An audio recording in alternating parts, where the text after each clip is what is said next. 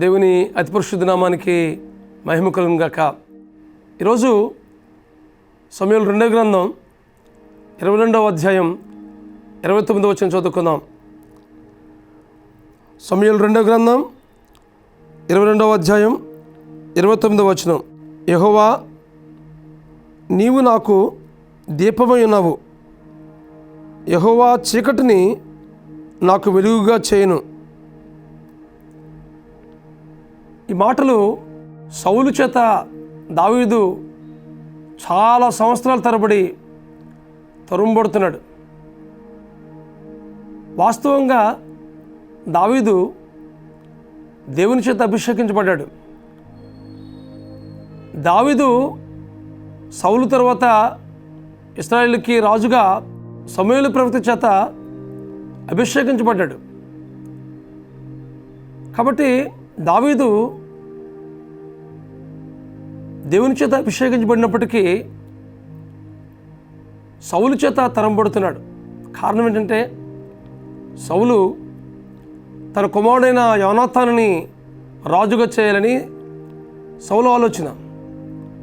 కానీ దేవుని ఆలోచన ఏంటంటే ఇశ్రాయేల్ ప్రజల్ని పరిపాలించడానికి దేవుడు దావీదుని ఎన్నుకున్నాడు. అయితే దేవుని చేత అభిషేకించబడిన రాజుని హాని చేయకూడదు అనే ఉద్దేశంతో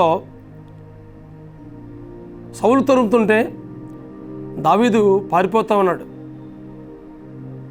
అది వారం రోజులో లేకుంటే నెల రోజులో ఒక సంవత్సరమే కాదు, సంవత్సరాల తరబడి ప్రాణభయంతో పారిపోయే పరిస్థితి.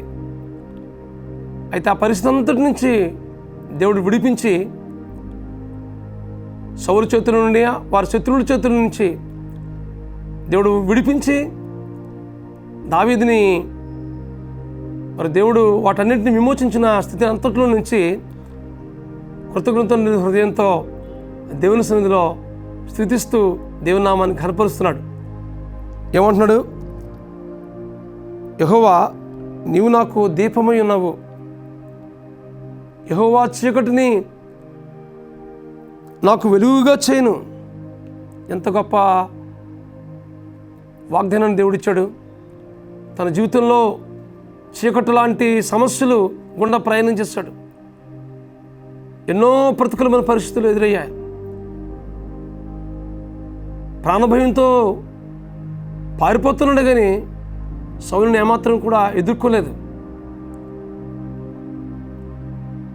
దేవుని చేత అభిషేకం పొందుకున్నప్పటికీ సౌలు చేత తరుముబడే పరిస్థితి కనిపిస్తోంది దావీదు జీవితంలో. తద్వారా దావీదుకి నెమ్మది లేదు. ఎంతో వేదన, ఎంతో కృంగిదలకు గురయ్యాడు. దేవుని స్థితిలో అనేక సార్లు మొరపెట్టాడు. దేవుడు ఆయన మొర విని చీకటిని వెలుగుగా చేశాడు. దేవుడు తన జీవితంలో గొప్ప కార్యం జరిగించాడు. అందుకోసమే 119 కీర్తన 105వ వచనంలో ఒక మాట ఉంటుంది, నీ వాక్యము నా పాదములకు దీపమును, నా త్రోవకు వెలుగునదని. దేవుని వాక్యం చేత దావీదు నడిపించబడ్డాడు. తరుముబడిన పరిస్థితుల్లో దేవుని మీద సంపూర్ణంగా ఆనుకుని ఆ సమస్యలో, ఆ వేదనలో, కృంగుదల్లో, ఆ గలిబిల్లో దేవుని మీద పరిపూర్ణంగా ఆనుకుని దావీదు జీవించినట్లుగా మనం చూస్తున్నాం. వాటన్నిటి నుంచి విడిపించాడు దేవుడు. చీకటిని వెలుగుగా చేశాడు. ఎంత గొప్ప ఆశీర్వాదకరమైన అనుభవం. తద్వారా దేవుడిని స్తుతిస్తూ ఉన్నాడు. మన దేవుడు చీకటిని వెలుగుగా చేసే దేవుడు. ఆయన వాక్కును పంపించి మనకు ధైర్యపరిచే దేవుడు. ఆయన వాగ్దానాన్ని ఇచ్చి మనల్ని ఎంతగానో ప్రోత్సహించే దేవుడు మన దేవుడు. ఈ వాక్యం ఉంటున్నా మీ జీవితంలో ఏ చీకటి గుండా ప్రయాణం చేస్తున్నారు? ఏ గలిబిలి మీ జీవితంలో చోటు చేసుకుంది? ఈ పరిస్థితి నుంచి నేను నా జీవితాంతం కొనసాగించవలసిందేనా అని కృంగిదలకు గురవుతున్నావా? ఈ చీకటి గుండానే నా జీవితాంతం ప్రయాణం చేయాలా అని వ్యాధులకు గురవుతున్నావా?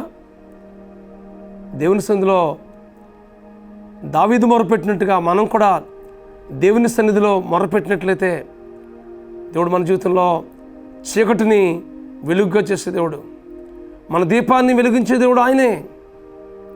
మనకు ధైర్యాన్ని నింపే దేవుడు, మనం ప్రోత్సహించే దేవుడు, మనం బలపరిచే దేవుడు, మనకు తోడుగా ఉండే దేవుడు,